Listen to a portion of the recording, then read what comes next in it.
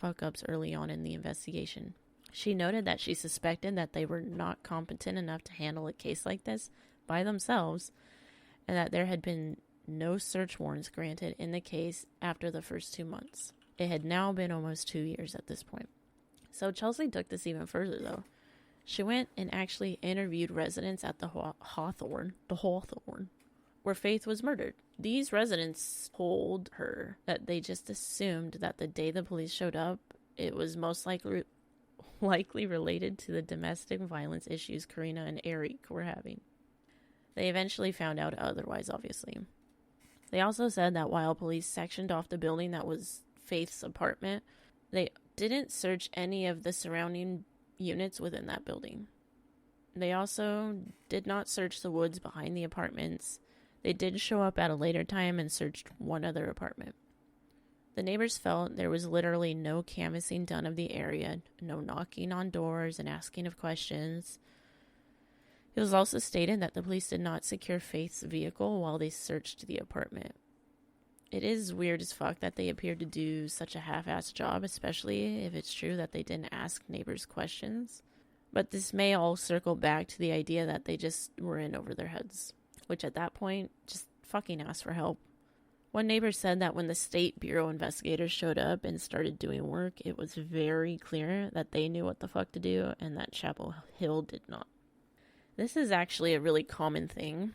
During one of my criminal justice courses, the investigator/teacher had mentioned that far too often, his crime unit is called in to help neighboring cities when they have cases that extend beyond like burglary or domestic violence, usually from either lack of experience because it's not a common occurrence for that city, or the lack of staff or training.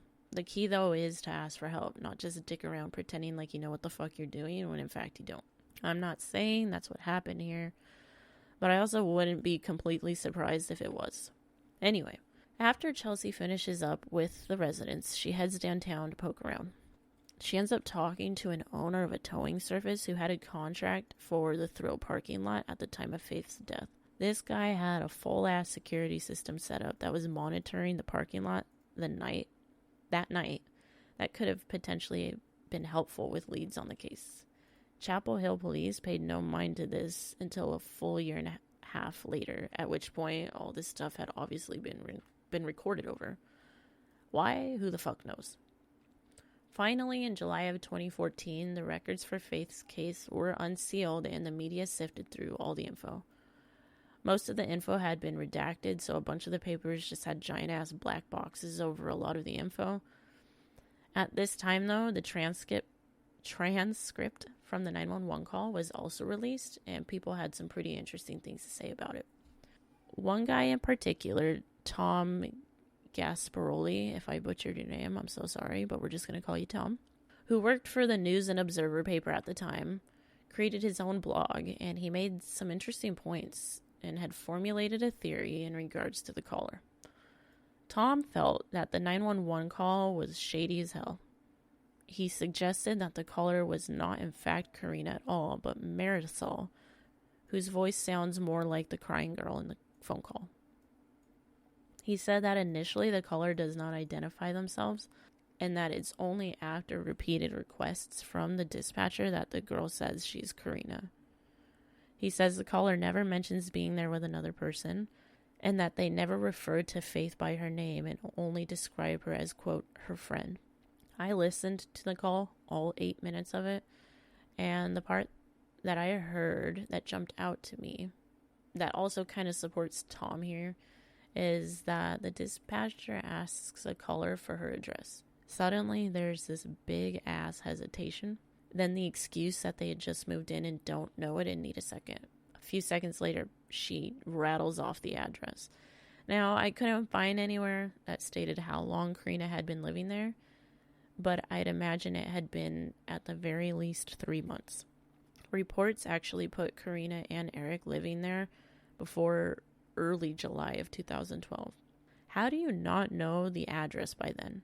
Unless you're not Karina. Huh.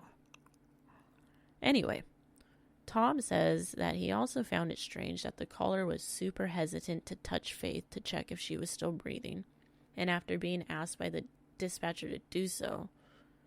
However, she does eventually touch her, and she says something that I'll bring up later in the theory section. But overall, he feels that if Karina was in fact the one who called 911, that she didn't do it the moment she saw Faith. I don't know how I feel about this thought. I've listened to the full recording again, and the girl on the phone sounds odd to me. In some parts, she sounds genuinely upset, but for most of the call to me, she sounds like her crying is forced and disingenuine.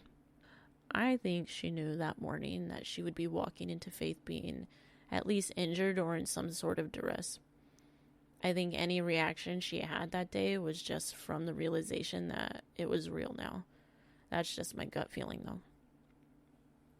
Another piece of evidence that was previously mentioned was the sloppy, weird fast food bag note reading, "I'm not stupid, bitch, jealous." Police said they suspected it being from a fast food joint not far from the Thrill called Time Out. They didn't state much else other than that, though. So good old Crime Watch stepped in and had an expert named Peggy look at the photos of the note. Pegs said she thought it odd that the note was completely free of any blood spatter, considering it was found right smack dab in the middle of the chaos of this crime scene. She said that this possibly suggested that it was written either before the crime or somewhere else in the apartment away from the blood. I mean, sure, but I feel like that plays out a little weird. The note is written super sloppily, and it appears to have a in-the-moment type of haste to it. It doesn't even make grammatical sense. I guess it's possible that this person was just like amping themselves up, wrote this gibberish on a piece of ripped fast food bag, and then beat the life out of Faith. But that series of events sounds clunky and weird. If they wrote it after, it would be really difficult to not get blood on any part of it, or at least trace amounts, considering they just used their hands to beat a bottle over this poor girl's head. If that's the case, they would have probably found her blood on the kitchen or bathroom sink if the perpetrator had attempted to clean themselves off. Who knows? Maybe they were wearing gloves too. I don't know. Of course, this is just me over-processing this in my head. But anyway. So Pegs also says she felt the writer of the note possibly used their non-dominant hand in an attempt to disguise their writing. Now, I'm no Pegs, but I don't know about this one. So my uneducated ass looked at the note and felt that despite that being a possibility, there were key features of letters such as the E in there that when written even in a non-dominant hand still showed an unusual characteristic of the perp's writing style. Their E kind of resembled the Etnies shoe logo to me, if y'all remember those shoes. Probably aging myself here, but I don't care.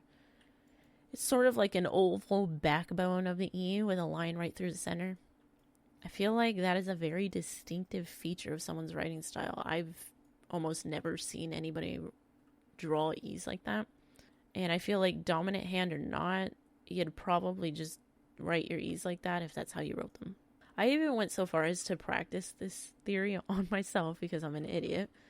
But I am right-handed. And I just mindlessly wrote on a piece of paper, and I found that I'm more keen to draw letters the way I usually do with my right hand, with my left hand as well. The method doesn't change. It just looks like shit. So, who knows? Not me. Probably Pegs, but we'll see. Anyway, our guy Tom weighed in on this situation as well, saying that the note read weirdly, which it does, all written like a haiku and shit. He suggests that the words were possibly meant to be read in a different order, thus making more sense. He said maybe it was meant to be read as, "I'm not jealous, stupid bitch," which I'm sure grammatically we all want it to be that, but that ain't it. I think the "I'm not stupid bitch" was written first, and jealous was added on after the fact, being that they were already amped the fuck up and they didn't care that it didn't make any sense, they just wanted to write that shit on there. That's what my brain pictures, at least. Tom also points out how it makes no sense in general to either write a note beforehand or after, and then leave it near Faith after killing her. Not only does he suggest this might be a red herring, But he mentions that the writing structure rings a female, which, you know what? I feel that too. The style and wording screams female to me. Now, something really interesting that was released with the investigation was an eerie voicemail that was left by Faith, seemingly by accident, for one of her friends the night she was killed. People close to Faith said she was notorious for accidentally butt dialing all the time, and it appears that on the night of her murder, this was also the case. The voicemail was left at 1:23 a.m., which would put Faith and Karina at the thrill. A three-way conversation is allegedly heard between Faith, a female, and a male, with what appears to be music in the background. Most of it is not decipherable, but of course Crime Watch was like, we got this, and they hired an audio expert named Arlo West to enhance the crap out of this to see what he could hear. Arlo goes on to say that he hears Faith crying for help, while a female says, I think she's dying. And the male voice responds, do it anyhow. Anyhow? I mean, I don't picture 19, 20-year-olds saying, do it anyhow. But that's what Arlo heard. And this conversation takes place after what appears to be the female being mad at Faith. Both the male and female voices mention the name Eric and Rosie, which was a nickname for Karina. Both Faith's father and West agree that they believe it's a recording happening during Faith's murder. It's possible, but unlikely in my opinion. It would mean that Faith was murdered at the thrill. Security camera footage was captured of both Karina and Faith leaving at 2:06 a.m. That alone tells me this was a pocket dial at the club, and that's all that was. Interestingly enough, though, at the time, Faith's phone type was experiencing known software issues that would give inaccurate timestamps. We don't know if this was confirmed or not, but I feel like that can all be cleared up with phone records, which I would hope police checked, and that's why we are not considering it anything more than a butt dial at the club. Arlo says that what is believed to be music in the background is in fact not that. His investigation picked up none of the identifying features of music that his software would have liked to have found, such as percussion, bass, or synthesizers. He says that there is also no ambient background noise that would normally be heard at a nightclub. I've just heard snippets of the voicemail, and again, I'm not an expert, but I hear music sort of cutting in and out. If you've ever been on the phone with someone at a concert or somewhere loud, the music usually cuts out on your end while you're on the call with them. I think it's because it's just so loud. I also think phones are actually designed to sort of mute out noise that reaches a certain octave, and maybe that's what happened on this voicemail.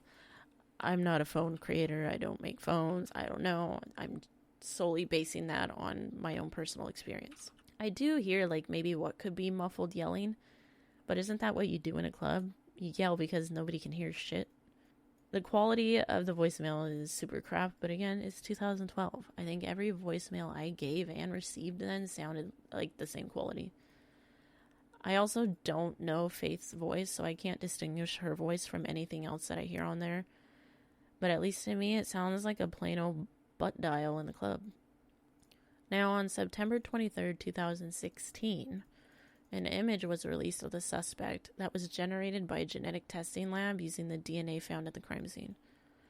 According to the DNA analysis and this genetic software, the suspect is largely Native American and European / Latino ancestry. Most of his genetic markers pointed to Mexican, Colombian, and Iberian ancestry, with some South American and African sprinkled in there. They are 80% sure he has olive-colored skin and black hair. At this time, Faith's case remains open and active. There hasn't been much of any new information released. Karina has since moved away, and while police state she has cooperated with them, she refuses to talk to any media. So her accounts of the events that happened are actually not really known.